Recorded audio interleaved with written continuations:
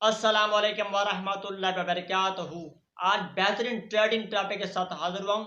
اسلام میں پردے کا حکم، اسلام اور حجاب۔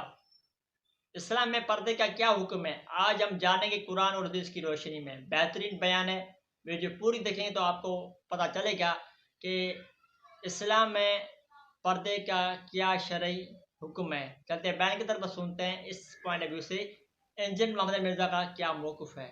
للمؤمنین یغضوا من ابصارہم، اے محبوب صلی اللہ علیہ وآلہ وسلم مؤمنین مردوں کو حکم دیجئے کہ اپنی نگاہوں کو سنبھال کر رکھیں، جھکا کر رکھیں، نظروں میں آوارگی نہ ہو۔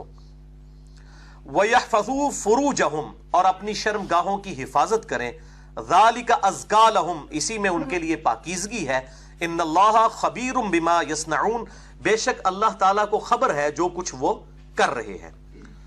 وَقُلْ لِلْمُؤْمِنَاتِ، اور اے محبوب صلی اللہ علیہ وآلہ وسلم مؤمنہ عورتوں کو بھی حکم دیجئے یغضضن من ابصارہن، کہ وہ بھی اپنی نگاہوں کو جھکا کر رکھیں، سنبھال کر رکھیں۔ اپروپریٹ ٹرانسلیشن ہوگی سنبھال کر رکھیں، آوارگی نہ ہو۔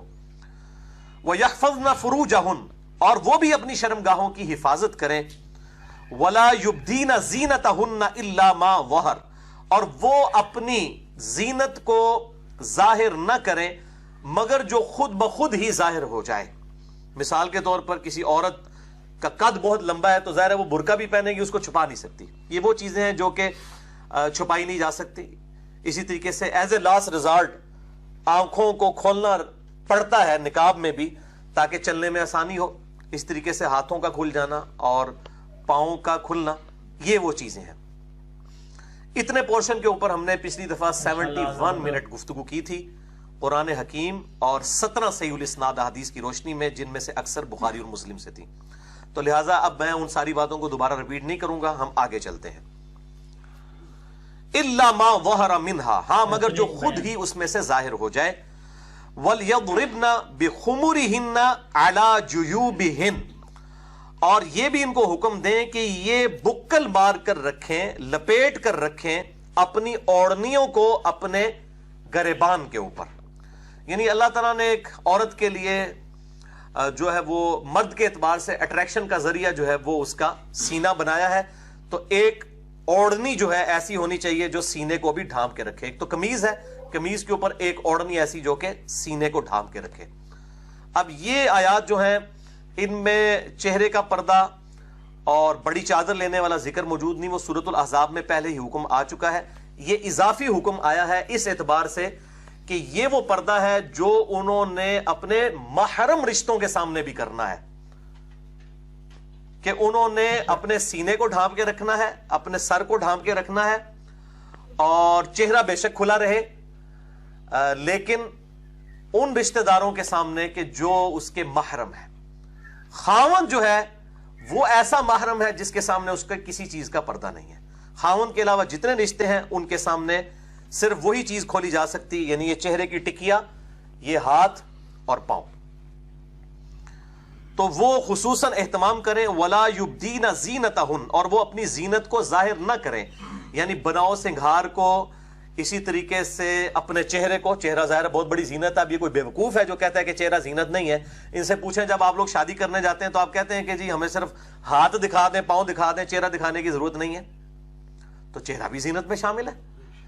تو اللہ تعالیٰ ہمارا ہے کہ وہ اپنی زینت یعنی چہرہ یا اس طرح کی چیزیں وہ ظاہر نہیں کر سکتی، مگر اب آگے وہ رشتے آ رہے ہیں کہ جن کے اوپر وہ جو ہے اپنا سینہ ڈھانپ کر، اسی طریقے سے سر پہ چادر لے کر صرف چہرے کی ٹکیا اور ہاتھوں کو کھول سکتی ہیں۔ وہ زینت جو عام زینت ہے گھروں کے اندر، یہ گھر کے پردے کا ذکر سورۃ النور کے اندر ہے، اور جو باہر نکلنے کا پردے کا ذکر ہے وہ اس سے پہلے سورۃ الاحزاب میں گزر چکا ہے، وہ انشاءاللہ اگلی آیات کے اندر ہم ڈسکس بھی کریں گے۔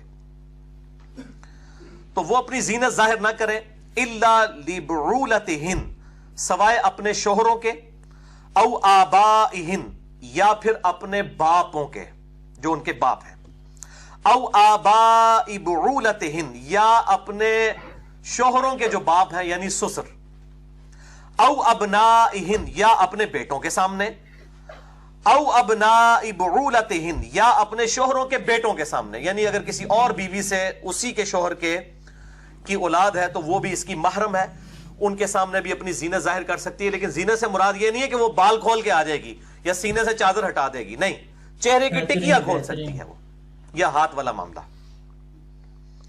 او اخوانہن، یا اپنے بھائیوں کے سامنے، او بنی اخوانہن، یا اپنے بھتیجوں کے سامنے، او بنی اخواتہن، یا اپنے بھانجوں کے سامنے، او نسائہن، یا پھر اپنی خاندانی عورتیں ہیں ان کے سامنے.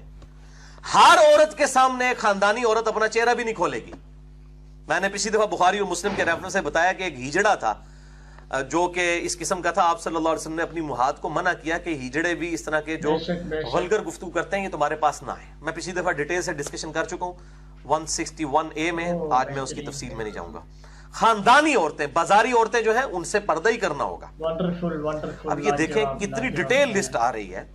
یعنی یہ ڈیٹیل لسٹ اس لیے کہ اللہ تعالیٰ کے لیے یہ سینسٹیو ایشو ہے. یعنی مسلمان جو معاشرہ ہے وہ کوئی آزاد معاشرہ تو نہیں ہے، وہاں سیکس ڈسپلن ہے، اور سیکس ڈسپلن کے بغیر جو ہے وہ معاملات چل نہیں سکتے. او ما ملکت ایمانہن، یا پھر ان کے جو ہاتھوں کا مال کنیزیں ہیں جو ان کے سامنے بھی اپنا چہرہ کھول سکتے ہیں. او التابعین غیر اولی الاربۃ من الرجال، یا پھر ایسے نوکر کہ جو عورتوں کی خواہش نہ رکھتے ہو، ان کے سامنے بھی وہ اپنے چہرے کی ٹکیا کھول سکتے ہیں چاہے وہ محرم نہ بھی ہوں. اور یہ ایسے نوکر وہ نوکر ہے جس کو ہم ہمارے پنجابی میں کہتے ہیں جدی پشتی، یعنی کہ وہ چلتے آ رہے ہوتے ہیں. وہ نسل ہی پوری کی پوری ایسی ہوتی ہے جو کسی گھر میں خادم ہوتے ہیں.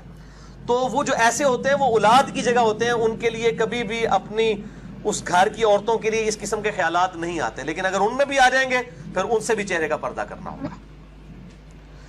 او الطفل الذین لم یظہروا علی عورات النساء، یا پھر وہ بچے کہ جن کو ابھی تک عورتوں کی جو پوشیدہ جگہ ہیں ان کا علم نہیں ہے، یعنی ابھی وہ سیکس کے اعتبار سے ایجوکیٹ نہیں ہوئے ایسے بچے. اب اس میں کوئی عمر نہیں بتائی گئی ہے. اگر کوئی بچہ 7-8 سال کی عمر میں سوشل میڈیا کی بے برکتی کی وجہ سے ایجوکیٹ ہو جاتا ہے سیکس کے پوائنٹ آف ویو سے، تو پھر اس کا بھی معاملہ ڈیفرنٹ ہو جائے گا. علی عورات النساء، کہ جو عورتوں کی پوشیدہ چیزیں ہیں ان سے وہ واقف نہیں ہے. ولا یضربن بارجلہن، اور مت پاؤں کو اپنے مارے زور سے زمین کے اوپر عورتیں، لیعلم ما یخفین من زینتہن، کہ ان کی جو چھپی ہوئی زینت ہے وہ بھی ظاہر ہو جائے. یعنی اگر کسی نے کوئی ہار پہنا ہوا ہے یا اسی طریقے سے کوئی پنڈلی پہ پازیب پہنی ہوئی ہے یا ہاتھوں میں چوڑیاں پہنی ہوئی ہیں اور جان بوجھ کے وہ پٹک کے پاؤں چل رہی ہے تاکہ اس کی زیور کی چھنکار دوسرے لوگ سنیں، لوگوں کو اٹریکٹ کرنے کے لیے، تو اس چیز سے بھی منع کر دیا گیا. میرے بھائیو، جو اللہ آپ کو اس بات سے منع کر رہا ہے کہ آپ کی عورتوں کی زیور کی چھنکار غیر مرد نہ سنے، وہ اللہ کس طرح اجازت دے گا کہ عورت چہرہ کھول کے یا بال کھول کے غیر مردوں کے سامنے آ کے بیٹھ جائے، جس طرح کہ غامدی صاحب کا خیال ہے، یا باقی لوگوں کا، ڈاکٹر ذاکر نائک کا، یا شیخ البانی کا، یا امام خمینی کا. تو یہ عقل کو بھی استعمال کرنا چاہیے. آگے بھی میں چل کے بتاؤں گا کہ سورہ بنی اسرائیل میں اللہ تعالیٰ نے فرمایا کہ ماں باپ کو اف تک مت کہو. اس کا یہ مطلب نہیں کہ اف نہیں کہنا، مار پیٹ سکتے ہیں، گالی دے سکتے ہیں. یعنی قرآن حکیم تو صرف رولز بتاتا ہے، اس کے بعد عقل آپ کو اللہ تعالیٰ نے دی ہوئی ہے، آپ اس عقل کو استعمال کریں گے، مزاج کو سمجھیں گے اللہ کے اور اس کے محبوب صلی اللہ علیہ وآلہ وسلم کے مزاج کو. وَتُوبُوا إِلَى اللَّهِ جَمِيعًا أَيُّهَا الْمُؤْمِنُونَ، اور اے ایمان والو تم سب کے سب اللہ کی طرف توبہ کرو، لَعَلَّكُمْ تُفْلِحُونَ، تاکہ تم فلاح پا جاؤ. بھائیو، یہ سورۃ النور میں ڈیٹیل